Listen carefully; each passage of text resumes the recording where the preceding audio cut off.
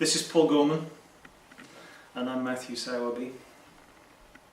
We work with teachers and pupils to explore potentially new ways of doing things, and we see the pupils themselves as an almost inexhaustible, renewable resource within the classroom and within learning and teaching.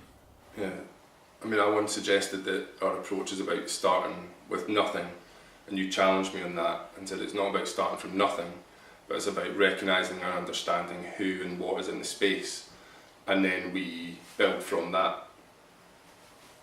The processes that artists go through to arrive at whatever final product they make, we think those processes are really, really interesting, and we think a lot of artists take for granted or even forget the curiosity, the inquisitivity, the simple idea of asking what would happen if I did this. We think artists can make a hugely valuable contribution by taking their working processes into areas of the curriculum where asking questions and exploring unknowns isn't something that occurs naturally within the pedagogy of those subjects. And is that about, as artists, we inherently induce and nurture a culture of unknowingness where we thrive within the grey areas? This can often be a challenge to our education system that enjoys the right answer or enjoys boxes to tick. And so our job as artists is to establish environments of unknowingness and support teachers and pupils through that. I get a sense that the world is talking about how we prepare learners for a disruptive and unknown world, which will require them to have creative and entrepreneurial mindsets. And within the current system, I get a sense that pupils and teachers can become stifled as it doesn't reflect the world beyond the school gates. So when we work with schools, it's how we demonstrate that a learning culture can be built on unknowns. And I think I see people getting excited by the freedom and autonomy that brings.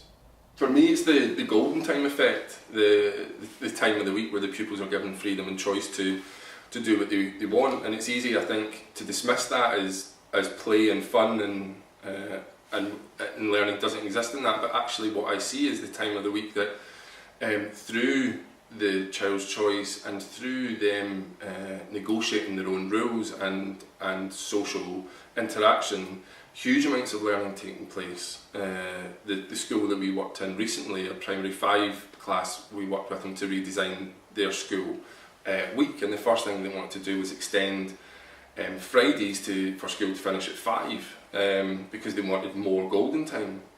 Play is hugely important because play is explorative and collaborative and full of curiosity. All the things that you want in good learning. And often we see play needing to be stopped in order for learning to take place. And what we're looking for is the pupils to become authentic problem solvers. Questions come from the pupils. What's the most confident animal? How many blades of grass are there in the world? These are the questions that come naturally from the unknownness, the openness that we take into the classroom. What we were able to do with the grass question was to situate numeracy and literacy and geography and science within a question that had come from the pupils themselves. All these areas of learning occurred naturally, which shifted the learning towards something collaborative and something exploratory. The pupils told us that was a way of learning that didn't happen often, but they enjoyed and they would like more of. There is something incredibly liberating and empowering about the freedom and scope of where learners can take that.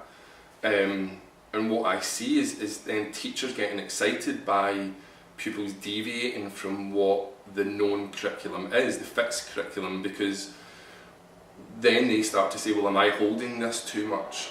Am I overcrutching and spoon feeding this, and am I taking away the pupil's natural ability to learn? The collaborators within this learning environment becoming excited, and the job of the creative practitioner is then to guide this journey, which is vital.